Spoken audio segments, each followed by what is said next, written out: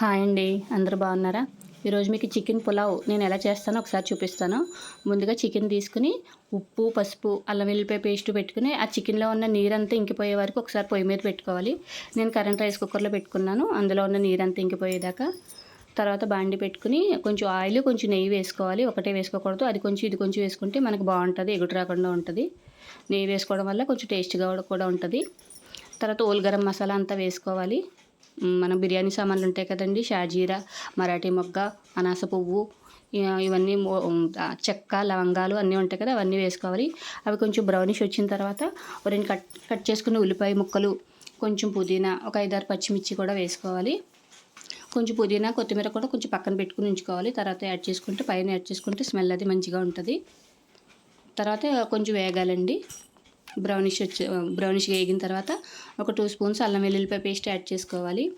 అల్లం వెల్లుల్లిపాయ పేస్ట్ మనం చికెన్లో కూడా కొంచెం వేసుకున్నాం కదా, దాన్ని బట్టి ఒక 2 స్పూన్స్ వేసుకుంటే సరిపోతుందండి. తర్వాత ఒక 2 స్పూన్స్ బిర్యానీ మసాలా వేసుకోవాలి. ఇది స్పైసీగా ఉంటేనే బాగుంటుందండి చికెన్ పులావ్. తర్వాత ఒక పెద్ద టేబుల్ స్పూన్ వచ్చేసి ధనియాల పౌడరు, ఒక స్పూన్ జీలకర్ర పౌడరు, ఒక స్పూన్ గరం మసాలా పౌడరు వేసుకుని ఒకసారి కలుపుకోవాలండి.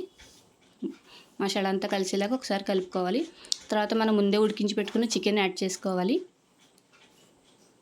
ఇలా ముందే ఉడికించి పెట్టుకోవడం వల్ల మనకి ముక్కకు ఉప్పు అది పట్టి మనకి చాలా టేస్టీగా ఉంటుందండి. పులావ్ వచ్చేసి చాలా కమ్మగా ఉంటుంది. నేను 1 కిలో చికెన్కి 1 కిలో రైస్ తీసుకున్నాను. ఈ సమానంగానే తీసుకుంటేనే మనకు చాలా కమ్మదనంగా ఉంటుంది. మనకు మసాలాలు ఎక్కువ వేసినా కూడా అసలు దాని గురించి అసలు తెలియదు. ముందే 1 కిలో బాస్మతి రైస్ నేను నానబెట్టి ఉంచుకున్నాను. దానికి 1కి 1.5 వాటర్ యాడ్ చేసుకున్నాను.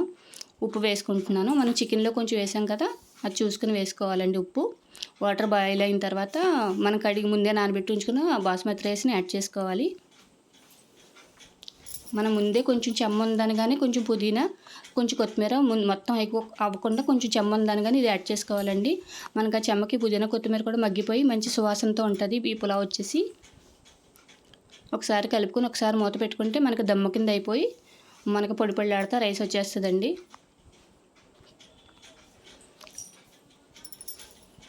మనకి 1.5 వేసుకుంటే చాలా కరెక్ట్గా ఉడికిపోతుంది రైస్ వచ్చేసి. ఇలా పొడి పొడిలాడుతూనే ఉంటుంది, చాలా టేస్టీగా ఉంటుంది. ఒకసారి ఈ పద్ధతిలో ట్రై చేసి చూడండి.